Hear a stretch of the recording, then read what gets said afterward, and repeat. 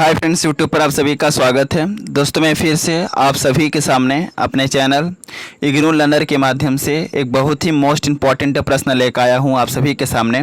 और यह एक ऐसा प्रश्न है जो एग्ज़ाम के लिए काफ़ी ज़्यादा इम्पोर्टेंट है। और ऐसा इसलिए क्योंकि अब तक जितने भी प्रीवियस ईयर में इस सब्जेक्ट की परीक्षाएं हुई हैं उन सभी परीक्षाओं में जो है यह प्रश्न आ चुका है। और इस बार भी एग्ज़ाम में इस प्रश्न के आने की संभावनाएं काफ़ी ज़्यादा है।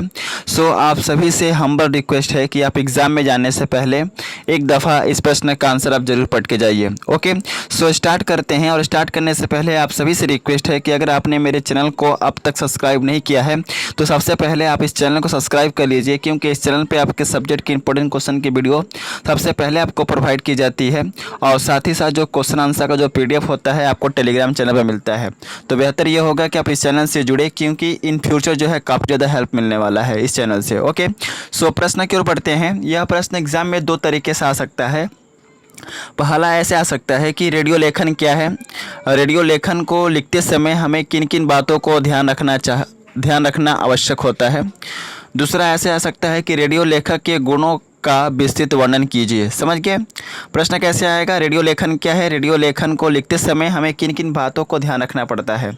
ओके, और दूसरा प्रश्न ऐसे आएगा कि रेडियो लेखक के गुणों का विस्तृत वर्णन कीजिए। ओके, तो सबसे पहले हम जानेंगे कि आखिरकार रेडियो लेखन होता क्या है। तो सबसे पहले आपको हेडिंग देना है और हेडिंग के तौर पर लिखना है रेडियो लेखन। इस हेडिंग के अंतर्गत आपको लिखना है कि जिस प्रकार देश विदेश की घटित घटनाओं को और खबरों को प्रसारित करने के लिए समाचार पत्र लेखन किया जाता है, ठीक उसी प्रकार रेडियो पर देश विदेश में घटित घटनाओं को और खबरों को प्रसारित करने के लिए रेडियो लेखन का कार्य किया जाता है। अतः हम कह सकते हैं कि रेडियो पर समाचारों को प्रसारित करने के लिए जिस लेखन विधि का प्रयोग किया जाता है उस लेखन विधि को हम रेडियो लेखन के नाम से जानते हैं।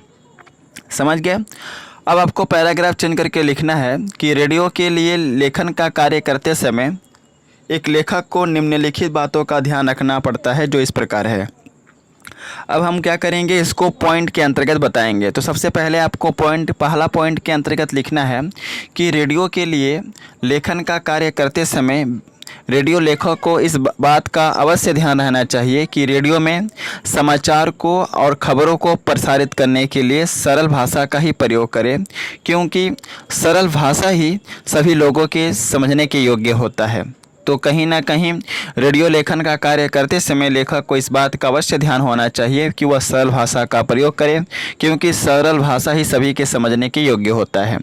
दूसरा नंबर पॉइंट है कि रेडियो लेखन का कार्य करते समय लेखक को इस बात का अवश्य ध्यान रहना चाहिए कि रेडियो लेखन के लिए और समाचारों को प्रसारित करने के लिए वहाँ आम बोलचाल की भाषा का ही प्रयोग करें, अर्थात ऐसे भाषा का प्रयोग करें जिससे कि समाज के अशिक्षित लोग भी उस आम बोलचाल की भाषा को सुनकर खबरों को और समाचारों को भली भांति समझ सके, क्योंकि आम बोलचाल की भाषा ही समाज में रहने वाले सभी वर्ग के लिए, समाज में रहने वाले सभी लोगों के लिए समझने के योग्य होता है। इसलिए किसी भी रेडियो लेखन का कार्य करते समय ओके, तो इसमें हमें आम बोलचाल का भाषा का ही प्रयोग करना होगा।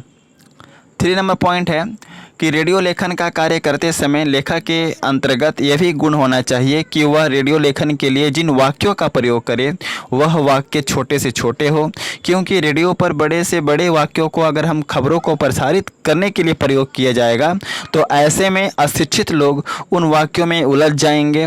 इसलिए रेडियो लेखन में वाक्यों का छोटा होना काफ़ी आवश्यक है। जितना ज़्यादा से ज़्यादा हो सके वाक्यों का छोटा करके ही प्रयोग करना चाहिए। कौन सा लेखन में? रेडियो लेखन में।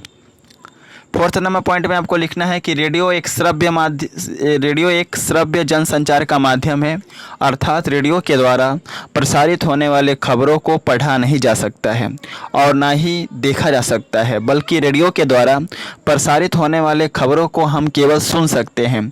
इसलिए रेडियो लेखन का कार्य करते समय इस बात का अवश्य ध्यान होना चाहिए कि वाक्यों को स्पष्ट करके बोला जाए, क्योंकि अगर हम वाक्यों को स्पष्ट करके बोलेंगे तो ऐसे में वह समाचार और खबर लोगों को भली भांति और अच्छे तरीके से समझ में आ जाएगी। इसलिए वाक्यों को स्पष्ट करके ही बोलना चाहिए। फिफ्थ नंबर पॉइंट है, रेडियो लेखन का कार्य करते समय लेखक को इस बात का अवश्य ध्यान होना चाहिए कि जब वह समाचार को प्रसारित करे तो ऐसे में उन वाक्यों का प्रयोग न करे जो ज़्यादा घुमावदार हो, बल्कि किसी भी बात को या किसी भी भाव को सरल से सरल वाक्यों का प्रयोग करके श्रोताओं तक पहुंचाना चाहिए। ओके, घुमावदार वाक्यों से बचना चाहिए किसको? रेडियो लेखन के लेखक को। 6 नंबर पॉइंट है कि रेडियो लेखन का कार्य करते समय लेखक को इस बात का अवश्य ध्यान होना चाहिए कि जब वह समाचार का प्रसारण करे तो ऐसे में वाक्यों में मुहावरे या चुटकुलों का प्रयोग करे, जिससे कि पाठकों का मन उस समाचार को सुनने के लिए व्याकुल हो उठे। पाठक नहीं होगा, यहाँ पर श्रोता होगा। तो रेडियो लेखन का कार्य करते समय लेखक को इस बात का अवश्य ध्यान होना चाहिए कि जब वह समाचार का प्रसारण करे तो वाक्यों में मुहावरे का प्रयोग करे, चुटकुले का प्रयोग करे। ऐसे में जो श्रोता है उस समाचार को सुनने के लिए व्याकुल हो उठेंगे और वह उस समाचार को सुनेंगे। अतः हम दूसरे भाषा में कह सकते हैं कि समाचार का प्रसारण मनोरंजन रूप से होना चाहिए। अगर उसमें मनोरंजन रहेगा तभी कोई भी व्यक्ति जो है उस समाचार को भली भांति सुनेगा। 7 नंबर पॉइंट में आपको लिखना है कि रेडियो लेखन का कार्य करते समय लेखक को इस बात का भी अवश्य ध्यान होना चाहिए कि रेडियो में समाचार प्रसारण के साथ साथ कुछ ऐसे ज्ञानवर्धक बातों को कहना चाहिए जिससे कि पाठक के जीवन में एक नए मार्ग का दर्शन हो सके, जिस मार्ग से चलकर वह श्रोता जो है अपने व्यक्तित्व का विकास और अपने समाज का विकास कर सके। तो जहाँ पर पाठक आया है वहाँ पे आप श्रोता लगा सकते हैं। ओके, 8 नंबर पॉइंट में आपको लिखना है कि रेडियो के लिए लेखन का कार्य करते समय इस बात का अवश्य ध्यान रखना चाहिए कि ऐसे तथ्यों का प्रयोग न करें जो मिथ्या हो, झूठ हो, फरेब हो।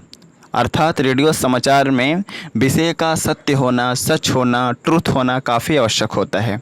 तो 8 नंबर पॉइंट समझ में आ गया। क्या लिखेंगे आप? रेडियो के लिए लेखन का कार्य करते समय इस बात का अवश्य ध्यान रखना चाहिए कि ऐसे तथ्यों का प्रयोग ना करें समाचार को प्रसारित करने में जो तथ्य मिथ्या हो, झूठ हो, फरेब हो। अर्थात रेडियो समाचार में विषय का सत्य होना, विषय का सच होना काफ़ी ज़रूरी होता है। ओके, तो इस बात का भी ख्याल जो है किसी भी रेडियो लेखक को रखना पड़ता है। तो यहाँ पर मैंने 8 पॉइंट बताए हैं जो कि एक रेडियो लेखक के अंदर यह गुण होना चाहिए। ओके, यह विशेषता होना चाहिए। काफ़ी ज़्यादा इंपॉर्टेंट क्वेश्चन है और हर बार जो है परीक्षाओं में आता है।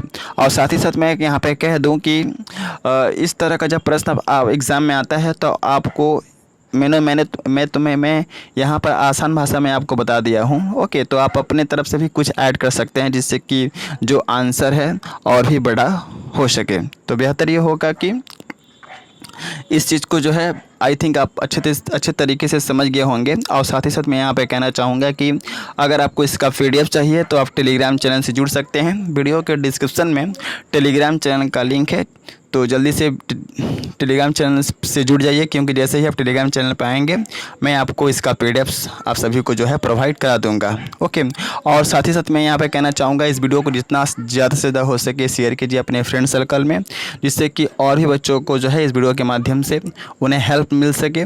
और मैं दावे के साथ कह सकता हूँ कि इस वीडियो के माध्यम से आपको कुछ ना कुछ जो है हेल्प ज़रूर मिलेगा एग्ज़ाम में। सो कैसा एग्ज़ाम रहा आप कमेंट सेक्शन के जरिए मुझे जरूर बताइएगा। सो मिलते हैं नेक्स्ट वीडियो में इसी तरह के इंपॉर्टेंट क्वेश्चन के साथ। So best of luck for all of you for exam and thanks for watching my video. जय हिंद, वंदे मातरम।